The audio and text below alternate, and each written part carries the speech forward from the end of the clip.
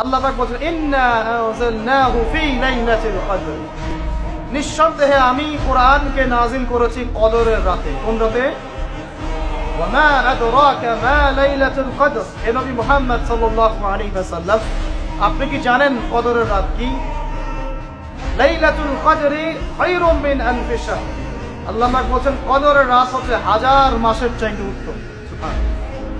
তানাজ্জালুল মালাইকাতু war রূহ, এই রাতে নাজিল হয়, অবতীর্ণ হন ফেরেশতা মণ্ডলী, আসমান থেকে সমস্ত ফেরেশতারা নেমে আসে। ওয়ার রূহ, এবং জিবরাইল আলাইহিস সালাম নেমে আসে।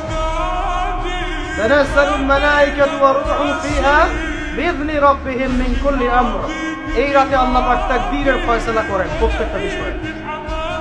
সালামুন হিয়া হাত্তা মাতলাইল ফজর, এবং ফজর পর্যন্ত এই রাতে শান্তি বিরাজ করে, শান্তি শান্তি আর শান্তি। সুবহানাল্লাহ। এই রাতে যে ইবাদত করবে হাজার মাস ইবাদত করার নেকি পাবে। কেন এই রাতটা কেন ইম্পর্টেন্ট? একটাই কারণ, এই রাতে আল্লাহ পাক কোরআন নাযিল করেছেন। কি নাযিল করেছেন? কোরআন। এখন আসেন একটু মনোযোগ ধরে রাখেন। আল্লাহ পাক কোরআন নাযিল করেছেন লাইলাতুল কদরে। আর লাইলাতুল কদর কোন মাসে? শাবানে, রজবে না রমজানে? আবার বলছি, আল্লাহ বলছেন আমি কোরআন নাযিল করেছি লাইলাতুল কদরে। লাইলাতুল কদর কি শাবানে, রজবে না রমজানে? তার মানে লাইলাতুল কদর রমজানে। রমজানের কোথায়? রমজানের শেষ দশকে। রমজানের শেষ দশকে 21, 23, 25, 27, 29, এই 5টা বেজর রাতের যে কোনো একটা রাত হবে কি লাইলাতুল কদর। তার মানে আমরা বুঝতে পারলাম কোরআন নাজিল হয়েছে লাইলাতুল কদরে, লাইলাতুল কদর হচ্ছে রমজান মাসে, অর্থাৎ কোরআন নাজিল হয়েছে রমজান মাসে।